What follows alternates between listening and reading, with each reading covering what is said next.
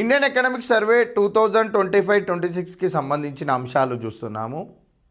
అందులో భాగంగా భారత ఆర్థిక సర్వే 2025-26 ప్రకారము మనకి ట్రెండ్స్ ఇన్ డెఫిసిట్ గురించి ఇవ్వడం జరిగిందండి. యాజ్ పర్సంటేజ్ ఆఫ్ జీడిపిలో మనకి ఇక్కడ ప్రైమరీ డెఫిసిట్ ప్రాథమిక లోటు ఎలా ఉంది, రెవెన్యూ డెఫిసిట్ ఎలా ఉంది, ఫిజికల్ డెఫిసిట్ ఎలా ఉందని ఇక్కడ క్లియర్గా మెన్షన్ చేశాడు. 2025-26 బడ్జెట్ ఎస్టిమేట్స్ 2025-26 బడ్జెట్ అంచనాల ప్రకారము 2025-26 భారత ఆర్థిక సర్వేలో మెన్షన్ చేశాడు. ఎలా 2025-26 budget estimates primary deficit, revenue deficit, physical deficit ఎంత. ప్రైమరీ డెఫిసిట్ అంటే ప్రాథమిక లోటు, రెవెన్యూ డెఫిసిట్ అంటే రెవెన్యూ లోటు, ఫిజికల్ డెఫిసిట్ అంటే కోశ లోటు. దీనినే ఆర్థిక లోటు లేదా ద్రవ్య లోటు అని చెప్పి కూడా పిలుస్తాం. ఇలా మనకి ఆర్థిక సర్వేలో ఈ డెఫిసిట్స్ గురించి అడిగాడు. మనకి బడ్జెట్లో భాగంగా కూడా మనకి క్లియర్గా మెన్షన్ చేస్తారు. బడ్జెట్ డెఫిసిట్, రెవెన్యూ డెఫిసిట్ అనగా బడ్జెట్ లోటు, రెవెన్యూ లోటు, ప్రాథమిక లోటు, నికర రెవెన్యూ లోటు, కోశ లోటు, 5 డెఫిసిట్స్ గురించి అడుగుతాడు. మరి ఈ డెఫిసిట్స్ గురించి కూడా బ్యాక్గ్రౌండ్ మనకి తెలిసి ఉండాలి కదా, తెలిసి ఉండాలి. మరి ఇప్పుడు మనకి ఇక్కడ ప్రైమరీ డెఫిసిట్ ఇచ్చాడు, అదేవిధంగా రెవెన్యూ డెఫిసిట్ ఇచ్చాడు, ఫిజికల్ డెఫిసిట్ ఇచ్చాడు. కాబట్టి వీటి గురించి చూద్దామండి. సాధారణంగా మనకి ఇప్పుడు బడ్జెట్లో భాగంగా ఇప్పుడు ఇది బడ్జెట్లో భాగంగా బడ్జెట్ను మనం ఏమని మాట్లాడతామండి, ఇక్కడ టోటల్ రిసిట్స్, ఇది టోటల్ ఎక్స్పెండిచర్. బడ్జెట్ అంటే ఏంటిదండి? బడ్జెట్ అంటే రాబోయే ఆదాయము, చేయబోయే వ్యయాలకు సంబంధించిన లిఖితపూర్వకమైన కోశ నివేదికనే బడ్జెట్.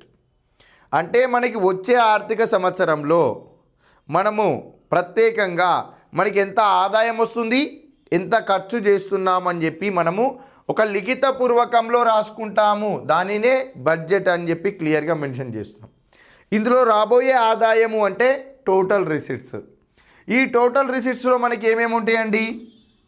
ఇక్కడ రెవెన్యూ రిసిట్స్ ఉంటాయి, క్యాపిటల్ రిసిట్స్ ఉంటాయి. ఏంటిది? రెవెన్యూ రిసిట్స్ ఉంటాయి, క్యాపిటల్ రిసిట్స్ ఉంటాయి.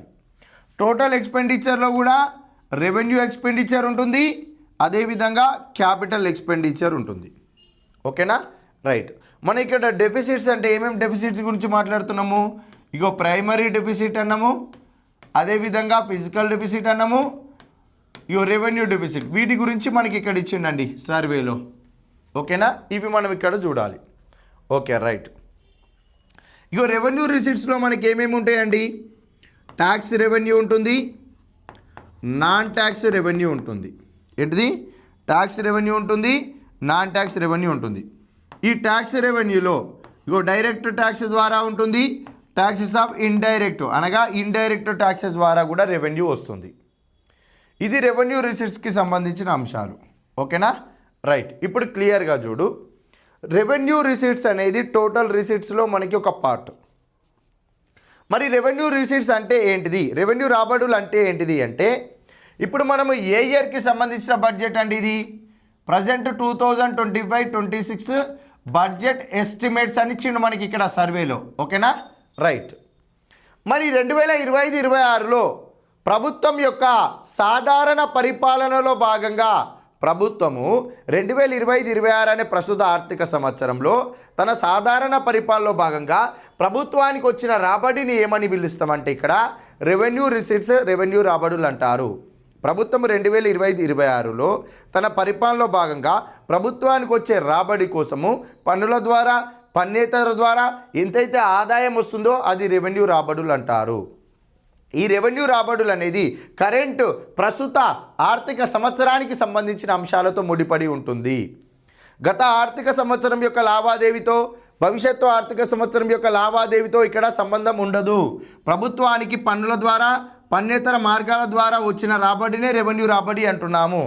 ఇక్కడ tax revenue direct tax, indirect tax అంటున్నాం. ఇప్పుడు జిఎస్టీ అనేది మనకి ఇండైరెక్ట్ ట్యాక్స్. మీరందరూ రెస్టారెంట్కి వెళితే ఈ సంవత్సరంలో రెస్టారెంట్లో వెళ్ళి తిన్నందుకు జిఎస్టీ పే చేస్తున్నాము.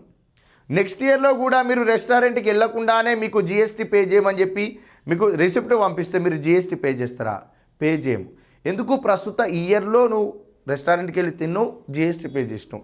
నెక్స్ట్ ఇయర్లో నీకు తింటేనే కదా పే చేసేది, తినకపోతే పే చేయవు. అంటే ఫ్యూచర్ యొక్క ట్రాన్సాక్షన్, భవిష్యత్తు యొక్క ఆర్థిక లావాదేవీతో సంబంధం లేదు. గత సంవత్సరం యొక్క ఆర్థిక లావాదేవీతో సంబంధం ఉండదు. ప్రస్తుత ఆర్థిక సంవత్సరం యొక్క లావాదేవీతో సంబంధం ఉండి ప్రస్తుతం ప్రభుత్వానికి వచ్చే రాబడియే రెవెన్యూ రాబడి. ఓకేనా? రైట్.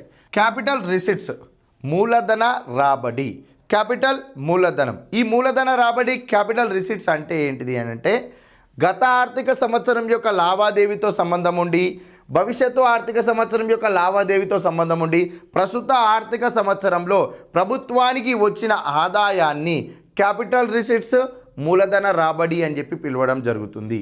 ఇక్కడ ఏముందండి, క్యాపిటల్ రిసిట్స్లో మనకి market borrowing and other liabilities ఉంటాయి. అంటే వీటినే మనం ఇక్కడ ఏమనాలి, రుణాలు అని చెప్పి మెన్షన్ చేస్తున్నాం. ఏంటిది? రుణాలు. ప్రస్తుత ఆర్థిక సంవత్సరమైన 2025-26లో ప్రభుత్వము రుణం తీసుకుంటుంది. ఈ రుణం అనేది ప్రస్తుత ఆర్థిక సంవత్సరంలో ప్రభుత్వానికి వచ్చే రాబడి. కానీ భవిష్యత్తులో ఏదో ఒక ఆర్థిక సంవత్సరంలో ఈ రుణాన్ని తిరిగి చెల్లించాలి. అంటే ఈ ప్రస్తుతం వచ్చే రాబడి అయిన రుణము భవిష్యత్తు ఆర్థిక సంవత్సరం యొక్క ఏదో ఒక ఆర్థిక సంవత్సరం యొక్క లావాదేవీతో సంబంధం ఉంటుంది. ఇలా సంబంధం ఉండి ప్రస్తుత ఆర్థిక సంవత్సరంలో వచ్చే రాబడినే క్యాపిటల్ రిసిట్స్, మూలధన రాబడులు అనాలి. ఇక్కడ మనకి రుణాల పునర్వసూళ్ళు ఉంటాయి. ఏంటిదండి? Loan recovery. ఏంటిది? రుణాల పునర్వసూళ్ళు కూడా ఉంటాయి. ఏంటిది? పునర్వసూళ్ళు. Okay, right. రుణాల పునర్వసూళ్ళు అంటే మనకి ప్రస్తుత ఆర్థిక సంవత్సరంలో రుణాలను రికవరీ చేసినాం, రుణాలు వస్తున్నాయి అంటే భవిష్యత్తు ఆర్థిక సంవత్సరంతో లావాదేవీతో సంబంధం ఉన్నట్టే కదా. మనము ప్రీవియస్ ఇయర్లో ఏదో ఒక కంట్రీకి లోన్ ఇచ్చినాం, ఆ లోన్ ఈ ఇయర్లో రికవరీ చేస్తున్నాం. అంటే గత ఆర్థిక సంవత్సరం యొక్క ట్రాన్సాక్షన్, లావాదేవీతో సంబంధం ఉండి ప్రస్తుత ఆర్థిక సంవత్సరంలో ప్రభుత్వానికి వస్తుంది రాబడి. దానినే క్యాపిటల్ రిసిట్స్లో భాగంగా రాస్తున్నాం ఇక్కడ. ఓకేనా? రైట్. ఇందులో డిస్ఇన్వెస్ట్మెంట్స్ కూడా వస్తాయి. మన బడ్జెట్కి సంబంధించిన ఎక్స్ప్లెనేషన్ వీడియో దగ్గర అక్కడ క్లియర్గా మాట్లాడుకున్నాం. ఇక్కడ డెఫిసిట్స్ గురించి ప్రస్తావన వస్తుంది కాబట్టి వాటికి సంబంధించిన పదాల వరకు చూద్దాం. ఓకే, ఇక్కడ రెవెన్యూ ఎక్స్పెండిచర్ ఉందండి. ఏంటిది? రెవెన్యూ ఎక్స్పెండిచర్ ఉంది. ఇక్కడ ఇది లోన్ రికవరీ. ఓకేనా? రైట్. ఇది అయిపోయింది. ఇప్పుడు టోటల్ ఎక్స్పెండిచర్లో రెవెన్యూ ఎక్స్పెండిచర్ ఉంది. రెవెన్యూ ఎక్స్పెండిచర్ అంటే ఏంటంటే ప్రస్తుతము ప్రస్తుత ఆర్థిక సంవత్సరమైన 2025-26 బడ్జెట్ ఎస్టిమేట్స్ ప్రకారము తన యొక్క సాధారణ పరిపాలనలో భాగంగా ప్రభుత్వం చేసే ఎక్స్పెండిచర్ ఖర్చునే ఏమంటామంటే రెవెన్యూ ఎక్స్పెండిచర్. ఇక్కడ ఏం చేస్తున్నాము? ఇంట్రెస్ట్కి సంబంధించిన పేమెంట్స్, వడ్డీ చెల్లింపులు చేస్తున్నాము, సబ్సిడీలు ఇస్తున్నాము, ఇక్కడనే స్కీమ్స్ ప్రవేశపెడుతున్నాము, ఇక్కడనే సోషల్ సెక్టార్ ఎక్స్పెండిచర్, సాంఘిక రంగ వ్యయం చేసి గ్రాంట్స్ కూడా ఇవ్వడం జరుగుతుంది. ఓకేనా? రైట్. ప్రభుత్వం తను సాధారణ పరిపాలనలో భాగంగా ప్రభుత్వం చేసే ఖర్చు, ఈ ఎక్స్పెండిచర్ ప్రభుత్వం చేస్తే తిరిగి ప్రభుత్వానికి అసెట్స్ రూపంలో రాదు, తిరిగి రిటర్న్ ప్రభుత్వానికి ఆదాయం రాదు. వన్స్ ప్రభుత్వం ఎక్స్పెండిచర్ చేస్తే ప్రభుత్వానికి అనేది ₹1 ఇన్కమ్ కూడా రిటర్న్ రాదు. తన సోషల్ సర్వీస్లో భాగంగా, తన పరిపాలనలో భాగంగా ప్రభుత్వం చేసే ఖర్చు అంతా కూడా రెవెన్యూ ఎక్స్పెండిచర్లో భాగంగానే వెళ్ళిపోతుంది. మరి ఇక్కడ క్యాపిటల్ ఎక్స్పెండిచరు మూలధన ఎక్స్పెండిచర్ అంటున్నాం. మూలధన రాబడులు అన్నప్పుడు గత ఆర్థిక సంవత్సర లావాదేవీతో సంబంధము లేదా భవిష్యత్ ఆర్థిక సంవత్సరం యొక్క లావాదేవీతో సంబంధం అన్నాం. ఇక్కడ కూడా క్యాపిటల్ ఎక్స్పెండిచర్ ఉంది కదా. మరి క్యాపిటల్ ఎక్స్పెండిచర్ అంటే ఏంటిదంటే ప్రభుత్వము ప్రస్తుత ఆర్థిక సంవత్సరంలో కరెంట్ ఇయర్లో మనకి ప్రభుత్వం ఏదైతే ఖర్చు చేస్తుందో ఆ ఎక్స్పెండిచర్ అనేది ఫ్యూచర్లో గవర్నమెంట్కి అసెట్స్ని క్రియేట్ చేస్తుంది. అంటే ఫ్యూచర్లో గవర్నమెంట్కి అసెట్స్ని క్రియేట్ చేసే వాటిపైన ప్రస్తుత ఆర్థిక సంవత్సరంలో కరెంట్ ఇయర్లో ప్రభుత్వం ఎక్స్పెండిచర్ చేసే దానినే క్యాపిటల్ ఎక్స్పెండిచర్ అంటారు. మళ్ళీ చెప్తున్నా, ప్రభుత్వము భవిష్యత్తులో ఆస్తులను సృష్టించే వాటిపైన, అసెట్స్ని క్రియేట్ చేసే వాటిపైన ప్రస్తుత ఆర్థిక సంవత్సరంలో ఖర్చు చేస్తే అది క్యాపిటల్ ఎక్స్పెండిచర్. ఇందులో ఏమేమి ఉంటాయండి? ఇక్కడ ప్రాజెక్టులు ఉంటాయి. ఏంటిది? ప్రాజెక్ట్స్ ఉంటాయి, ఇండస్ట్రీస్ ఇలాంటివి ఉంటాయి. ఓకేనా? రైట్. ఇప్పుడు మనం ఇక్కడ ఫస్ట్ రెవెన్యూ డెఫిసిట్ చూద్దామండి. ఏంటిది? రెవెన్యూ డెఫిసిట్ చూద్దాం. రెవెన్యూ డెఫిసిట్ అంటే ఇక్కడ రెవెన్యూ రిసిట్స్ ఉంది కదా, ఈ రెవెన్యూ రిసీట్స్ మరియు రెవెన్యూ ఎక్స్పెండిచర్ అనే ఈ రెండు టర్మ్స్ తోటే మనకి సంబంధం ఉంటుంది. రెవెన్యూ రిసీట్స్ అంటే మనము ప్రభుత్వము తన సాధారణ పరిపాలనలో భాగంగా ప్రస్తుత ఆర్థిక సంవత్సరమైన 2025-26లో ప్రభుత్వానికి వచ్చిన రాబడి. రెవెన్యూ ఎక్స్పెండిచర్ అంటే మనము ప్రభుత్వము తన సాధారణ పరిపాలనలో భాగంగా ప్రభుత్వానికి ప్రస్తుత ఆర్థిక సంవత్సరంలో ఎంతైతే ఖర్చు చేయగలుగుతుందో అది రెవెన్యూ ఎక్స్పెండిచర్ అనం. సాధారణ పరిపాలనలో భాగంగా ప్రభుత్వానికి వచ్చే రాబడి, సాధారణ పరిపాలనలో భాగంగా ప్రభుత్వం చేసే ఎక్స్పెండిచర్. అంతేనా? రైట్. ఇక్కడ మనకి 2025-26లో రెవెన్యూ రిసీట్స్ ఎంత వచ్చినాయి? ఇక్కడ ఒక 500 crores వచ్చినాయి. ఎంత అండి? 500 crores వచ్చినాయి. రెవెన్యూ ఎక్స్పెండిచర్ ఎంత వచ్చింది? ఇక్కడ 800 కోట్లు వచ్చింది, 800 crores. ప్రభుత్వం తన సాధారణ పరిపాలనలో భాగంగా ప్రభుత్వానికి వచ్చిందేమో 500 crores అండి. ఎంత? 500 crores. ప్రభుత్వం తన సాధారణ పరిపాలనలో భాగంగా ప్రభుత్వం చేసే ఎక్స్పెండిచర్ ఎంత? ఇక్కడ 800 కోట్లు. అంటే రెవెన్యూ రిసీట్స్ కంటే రెవెన్యూ ఎక్స్పెండిచర్ ఎక్కువగా ఉంది. అలాంటప్పుడు మనకి ఎంత వచ్చిందండి? 300 crores మనకి డెఫిసిట్ వచ్చింది. రెవెన్యూ రిసీట్స్ కంటే రెవెన్యూ ఎక్స్పెండిచర్ ఎక్కువగా ఉన్నప్పుడు మనకి రెవెన్యూ డెఫిసిట్ ఏర్పడుతుంది. ఇక్కడ రెవెన్యూ డెఫిసిట్ ఎంత వచ్చిందండి? ఇక్కడ 300 crores, 300 కోట్ల రూపాయలు రెవెన్యూ లోటు ఏర్పడింది. ఇలా 2025-26 బడ్జెట్ ఎస్టిమేట్స్ ప్రకారము కేంద్ర ప్రభుత్వానికి తన బడ్జెట్లో భాగంగా రెవెన్యూ లోటు, రెవెన్యూ డెఫిసిట్ ఎంత వచ్చిందనేది ఇక్కడ క్లియర్గా మెన్షన్ చేశారు. ఎంత వచ్చిందండి మనకి? ఇక్కడ 1.5% వచ్చింది. ఎంత? 1.5% మనకి ఇక్కడ రెవెన్యూ లోటు వచ్చింది. ఇది 2025-26 బడ్జెట్ ఎస్టిమేట్స్. ప్రీవియస్ ఇయర్తో కంపేర్ చేస్తే 2024-25 ప్రొవిజనల్ ఎస్టిమేట్స్ తాత్కాలిక అంచనాలతో పోలిస్తే 2024-25 తాత్కాలిక అంచనాలతో పోలిస్తే 2025-26 బడ్జెట్ అంచనాల ప్రకారము రెవెన్యూ డెఫిసిట్ అనేది 1.7% నుంచి 1.5%కి ఏమైంది? ఇక్కడ తగ్గుదల నమోదైంది. ఇది కూడా చూసుకోవాలి. ఏమైందండి? తగ్గుదల నమోదైంది. ఇది కూడా మనము చూసుకోవాలి ఇక్కడ. ఓకేనా? రైట్. రెవెన్యూ డెఫిసిట్, రెవెన్యూ రాబడుల కన్నా రెవెన్యూ వ్యయం అధికమైనప్పుడు ఏర్పడేదే రెవెన్యూ లోట్ అని ఇక్కడ క్లియర్గా మాట్లాడినాం. ఇప్పుడు ఇక్కడ చూడు, ఫిజికల్ డెఫిసిట్ గురించి చూద్దాం. ఏంటండి? ఫిజికల్ డెఫిసిట్ గురించి ఇక్కడ క్లియర్గా చూద్దాం. ఇప్పుడు రెవెన్యూ డెఫిసిట్ అయిపోయింది కదా, కొంచెంసేపు ఇది పక్కకు పెడదాం ఇక. రైట్. ఇప్పుడు మనము బడ్జెట్ అంటున్నాం. బడ్జెట్ అంటే ఏమన్నామండి? రాబోయే ఆదాయము, చేయబోయే వ్యయానికి సంబంధించిన లిఖితపూర్వకమైన కోశ నివేదికనే బడ్జెట్ అని క్లియర్గా మెన్షన్ చేస్తున్నాం. ఎంత ఆదాయం వస్తుంది, ఎంత ఖర్చు చేస్తున్నామో ఇందులో ఉంటుంది. 2025-26 బడ్జెట్లో ప్రభుత్వానికి ఎంత ఆదాయం వస్తుందనేది 2000 కోట్ల రూపాయలు వస్తుందని చెప్పి అంచనా వేశారు. అదేవిధంగా ప్రభుత్వం ఎంత ఖర్చు చేయాలని చెప్పి అంచనా వేశారు. ఖర్చు ఎంత వస్తుందని 2500 కోట్లు. మొత్తం ఆదాయము 2000 కోట్లు, మొత్తం వ్యయం 2500 కోట్లు ఉంది. మరి ఇక్కడ టోటల్ రిసీట్స్ మొత్తం ఆదాయం 2000, అంటే మొత్తం రాబడి, మొత్తం వ్యయం ఎంత ఉంది? 2500. అంటే ఇప్పుడు మనకు వచ్చేదానికన్నా ఖర్చు ఎక్కువ అవుతున్నప్పుడు ఆటోమేటిక్గా ఏం ఏర్పడుతుంది? డెఫిసిట్ ఏర్పడుతుంది. మొత్తం ఆదాయము, మొత్తం వ్యయము, ఇదేంటిది? బడ్జెట్. బడ్జెట్లోని మొత్తం ఆదాయం కన్నా మొత్తం వ్యయం అధికమైనప్పుడు ఏం ఏర్పడుతుంది అండి? బడ్జెట్ డెఫిసిట్ ఏర్పడుతుంది.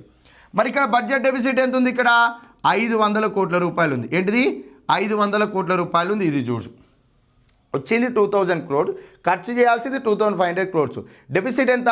500 crores. ఇది అయితే ఇలాంటి సిచ్యువేషన్ ఎప్పుడు ఉంది అంటే మనకి 1982లో సుకుమాయ్ చక్రవర్తి కమిటీ ఆర్బీఐ తన మానిటరీ పాలసీ రివ్యూ పైన సమీక్ష చేయడానికి సుకుమాయ్ చక్రవర్తి కమిటీని అపాయింట్ చేస్తే 1985లో సుకుమాయ్ చక్రవర్తి కమిటీ ఆర్బీఐకి రిపోర్ట్ ఇచ్చింది.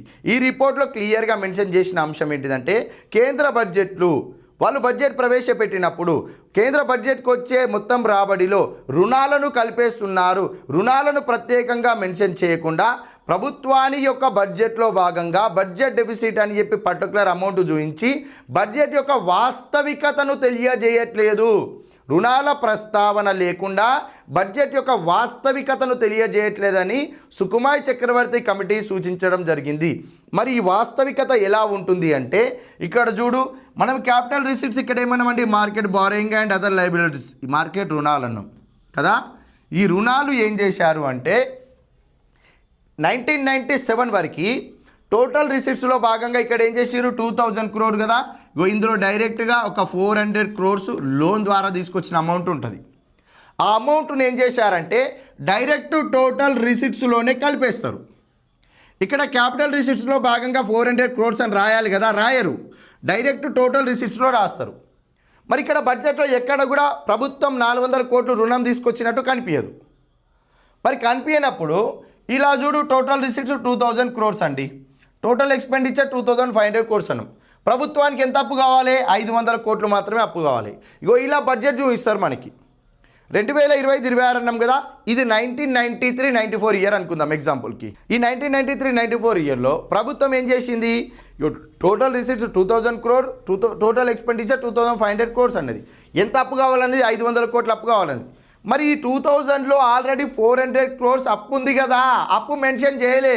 ఈ సుకుమార్ చక్రవర్తి కమిటీ ఏమంటుందంటే, ఈ టోటల్ రిసిట్స్లో ఈ 400 కోట్ల రూపాయల అప్పును ఈ బడ్జెట్లో స్పెషల్గా క్యాపిటల్ రిసిట్స్లో మార్కెట్ రుణాలు అని మెన్షన్ చేయకుండా ఓన్లీ బడ్జెట్ డెఫిసిట్ 500 కోట్లే ఉంది. ఈ 500 కోట్లే మనకి ఈ ప్రస్తుత ఆర్థిక సంవత్సరంలో అప్పు కావాలన్నట్టు మెన్షన్ చేస్తున్నారు.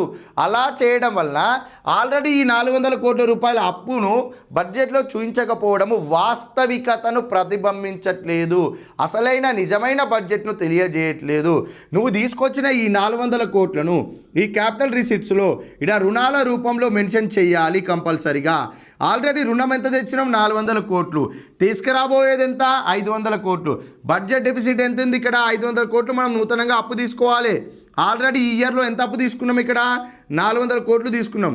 ఇప్పుడు బడ్జెట్ డెఫిసిట్ ఎంత? ఇది 500 కోట్లు. ఇదేంటిది? మార్కెట్ బారింగ్, మార్కెట్ రుణాలు. ఈ రెండింటిని కలుపు ఎంత అవుతుంది? 900 కోట్లు అవుతుంది. ఈ 900 కోట్లు మనం ఏ ఇయర్ అన్నాం? ఇక్కడ 1993-94 ఈ ఆర్థిక సంవత్సరంలో ప్రభుత్వానికి కావాల్సిన నూతన రుణము. ఈ నూతన రుణంలో ఆల్రెడీ 400 కోట్లు అప్పు తీసుకున్నావు కాబట్టి ఇక్కడ మెన్షన్ చేయలే, కాకపోతే అది పర్టికులర్గా మెన్షన్ చెయ్యు. ఇంకెంత కావాలి? 500 కావాలి. ఈ 1993-94 సంవత్సరం అంటున్నాం కదా, ఆ సంవత్సరంలో నువ్వు ప్రత్యేకంగా 400 కోట్లు మెన్షన్ చెయ్యు. అలా మెన్షన్ చేసి బడ్జెట్ డెఫిసిట్ 500 ఉందిగా, 500 కోట్లు నీకు సపరేట్గా అప్పు కావాలంటున్నావు, 400 కోట్లు తెచ్చినావు. ఈ రెండు కలుపు ఆర్థిక సంవత్సరంలో మనకు కావాల్సిన నూతన రుణం అవుతుంది. ఆ నూతన రుణము అనేది నువ్వు ఫిజికల్ డెఫిసిట్గా కోశలోటుగా ప్రత్యేకంగా మెన్షన్ చేయని సుకుమార్ చక్రవర్తి కమిటీ సూచించారు.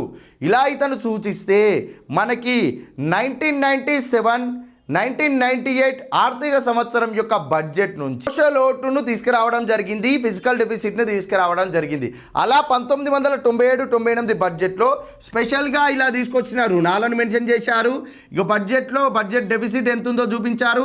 ఈ బడ్జెట్ డెఫిసిట్ అప్పు తీసుకురావాలి, ఇది ఆల్రెడీ తీసుకొచ్చిన అప్పు, ఈ బడ్జెట్ డెఫిసిట్ ప్లస్ మార్కెట్ రుణాలు ఇవి రెండింటిని కలిపి మనకేం చేశారు? ఫిజికల్ డెఫిసిట్ అని పర్టికులర్గా మెన్షన్ చేసి చూపించారు. ఈ ఫిజికల్ డెఫిసిట్ అనేది 1997-98 ఆర్థిక సంవత్సరంలో మనకి కావాల్సిన నూతన రుణము. ఆ నూతన రుణాల మొత్తాన్ని పర్టికులర్గా ఏమనాలి? ఇక్కడ ఫిజికల్ డెఫిసిట్ కోశలోటు అనాలి.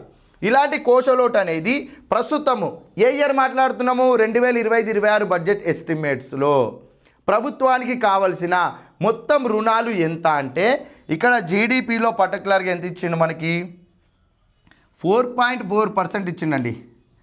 ఎంత ఇచ్చిండు? ఇక్కడ 4.4% వచ్చిండు.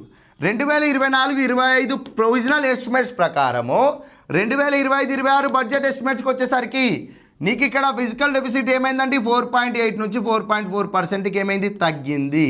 అంటే మెరుగైన ప్రగతిని సాధించింది, అప్పుల శాతము తగ్గింది. ఓకేనా? రైట్. నెక్స్ట్ ఇక్కడ ఇంకోటి ప్రైమరీ డెఫిసిట్ ఉంది కదా, ఈ ప్రైమరీ డెఫిసిట్నే ఏమనాలి? ప్రాథమిక లోటు అనాలి. నీకు కోశలోటు క్లారిటీగా అర్థమైతే ప్రైమరీ డెఫిసిట్ నీకు పెద్దగా ప్రాబ్లం కాదండి. ఎందుకంటే ఇక్కడ చూడు, కోశలోటు అంటే ఏమన్నా మనం ఇక్కడ బడ్జెట్ లోటు ప్లస్ మార్కెట్ రుణాలు. బడ్జెట్ లోటు అంటే కొత్తగా రుణం తీసుకోవాలి, ఆల్రెడీ తీసుకున్న రుణం. మొత్తంగా మనకి ఎంత కావాలి? 900 కోట్ల రూపాయలు అప్పు కావాలి. ఎంత కావాలి? 900 కోట్ల రూపాయలు అప్పు కావాలి. ఈ 900 కోట్ల రూపాయలని మనం ఇక్కడ ఏమంటున్నాము? ఫిజికల్ డెఫిసిట్ అంటున్నాం కదా. రైట్.